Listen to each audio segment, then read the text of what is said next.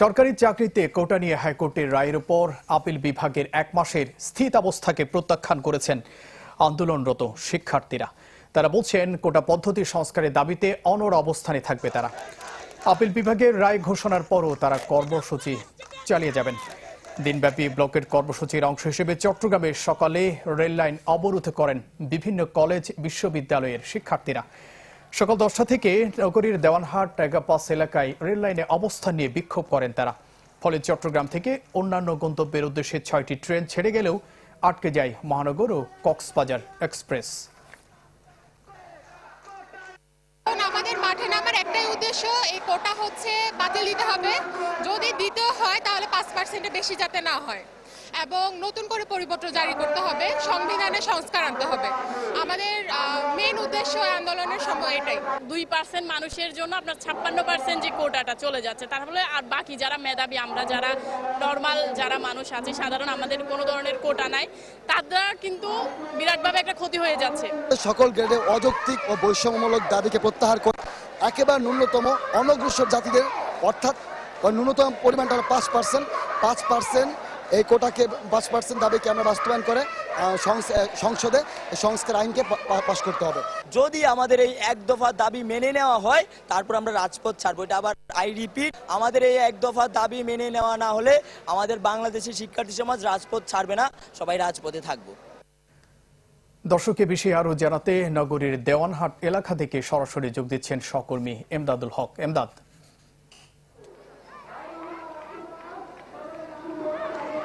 জুবাইর, আমি এই মুহূর্তে আছি টাইগার পাস এলাকায়, টাইগার পাস মোড়ে। কিছুক্ষণ আগেও আমরা যেটি ছিলাম, রেলপথ অবরোধ চলছিল, সেখানে ছিলাম এবং সেখান থেকে 1:15টার দিকে কিন্তু এই জায়গাটিতে নগরীর টাইগার পাস মোড় মূল সড়ক অবরোধ করে টাইগার পাস মোড়ের যে চত্বর সেটি অবরোধ করে কিন্তু শিক্ষার্থীরা অবরোধ করছেন এবং নানা প্রতীকী কর্মসূচি কিন্তু তারা পালন করছেন। আমরা যেটি দেখছি যে এখানে আপনারা দেখছেন ক্যামেরায় যে পড়াশোনা হচ্ছে, যে পড়ার টেবিলে না গিয়ে রাস্তায় তাদেরকে পড়তে হচ্ছে বা পড়ার টেবিল ছেড়ে রাস্তায় শিক্ষার্থীদেরকে অবস্থান নিতে হচ্ছে, এর একটি প্রতীকী অবস্থা কিন্তু তারা দেখাচ্ছেন যে সড়কে পড়ে।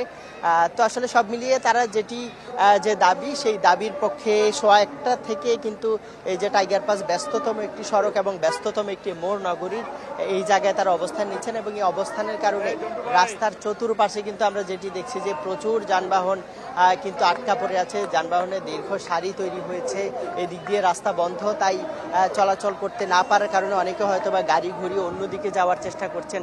সব মিলিয়ে মানুষের মধ্যে কিন্তু একটা দুর্ভোগ কিন্তু আছে। তো আন্দোলনকারী যারা আছেন তারা যেটি বলছেন যে মানুষের এই যে দুর্ভোগ সেটি হচ্ছে তারা স্বীকার করছেন এবং তারা যেটি বলছেন যে এই দুর্ভোগ লাঘবের দায়িত্ব এখন সরকারের। তারা যে দাবিতে আছেন, যে যৌক্তিক দাবি বলে তারা উল্লেখ করছেন যে সর্বোচ্চ 5% পর্যন্ত কোটা থাকতে পারে, যেটিতে মুক্তিযোদ্ধা, অনগ্রসর শ্রেণী সমাজের এবং যারা প্রতিবন্ধী আছেন তাদের সবার মিলে 5% কোটার বাইরে 5% পর্যন্ত কোটা নির্ধারণ করে এটি পরিপত্র জারির এবং এটি সাংবিধানিক ভিত্তি দেওয়ার তারা দাবি জানিয়েছেন এবং এই দাবি বাস্তবায়ন না হওয়া পর্যন্ত তারা তাদের যে আন্দোলন সেটি অব্যাহত রাখবেন এমন কিন্তু জানিয়েছেন। এবং এই 1:15 থেকে যেই ব্লকেট কর্মসূচি টাইগার পাস মোড়ে আছে সেটি তারা যেটি বলছেন যে সন্ধ্যা পর্যন্ত তারা এখানে অবস্থান নেবেন এবং এই অবস্থানের কারণে যে অবস্থান চলছে এবং তারা যেটি বলছেন যে এই যে তাদের দাবি সেটি পুরোপুরি বাস্তবায়ন না হওয়া পর্যন্ত বা সুস্পষ্টভাবে আশ্বাস না পাওয়া পর্যন্ত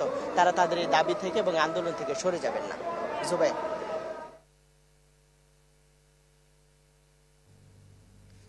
এমদাদ, ধন্যবাদ আপনাকে। দর্শক, কোটা বিরোধী আন্দোলনের খবর জানাতে নগরীর টাইগার পাস এলাকা থেকে সরাসরি যুক্ত হয়েছিলেন সহকর্মী এমদাদুল হক।